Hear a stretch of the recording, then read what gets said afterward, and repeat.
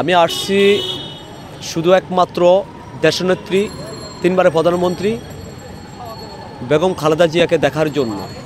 উনি আজকে অনেক দিন যাবৎ অসুস্থ।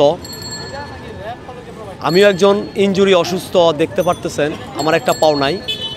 তারপরও আমি এক সপ্তাহ আগে ইনজুরি এক্সারসাইজ করছি পায়ে, করার পরে আজকে 3 দিন হয়েছে আমি এখানে আসছি।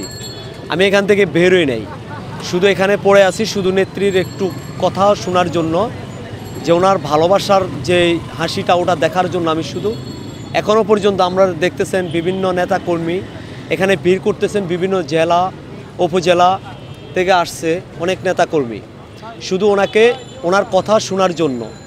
আমরা দেখছি বিগত কয়েকদিন আগে, 4-5 দিন আগে আমরা একটা নিউজ পাইছি বিভিন্ন চ্যানেলে, যে ওনার মৃত্যুর সংবাদটা কিছু চ্যানেলে মিথ্যা প্রচারণা করছিলেন।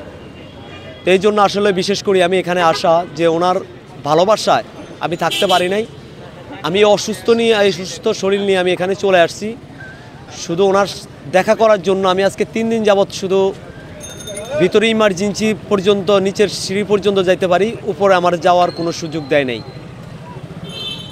কারণ উনি 2001 থেকে, আমি যদি রাজনীতি কেরিয়ার শুরু হয় আমার 2003 সালে, আমি লালদিঘির পাড়ে ওনার সাথে সাক্ষাৎ করছি। উনি এমন একজন নেত্রী যিনি সবার সাথে হাসি খুশি ভালোবাসা দিয়ে উনি কথা বলেন, সবাইকে উনি এত পরিমাণ ভালোবাসা দেন, যার কারণে আজকে দেখতেছেন সারা বিশ্ব, বাংলাদেশ 20 কোটি মানুষ এবং সারা বিশ্ব ওনার জন্য শুধু দোয়া করতেছেন। আল্লাহ নিয়ে ওনাকে সুস্থ দান করেন। যদি আমরা পারতাম নিজের জীবনটা দিয়ে ওনাকে বাঁচাইতে, আমি তাই করতাম। যে ওনার প্রতি এতটুকু ভালোবাসা নিয়ে আমি এই অসুস্থ শরীর নিয়ে আমি চলে আসছি শুধু একটু কথা বলার জন্য, ওনাকে একটু দেখার জন্য।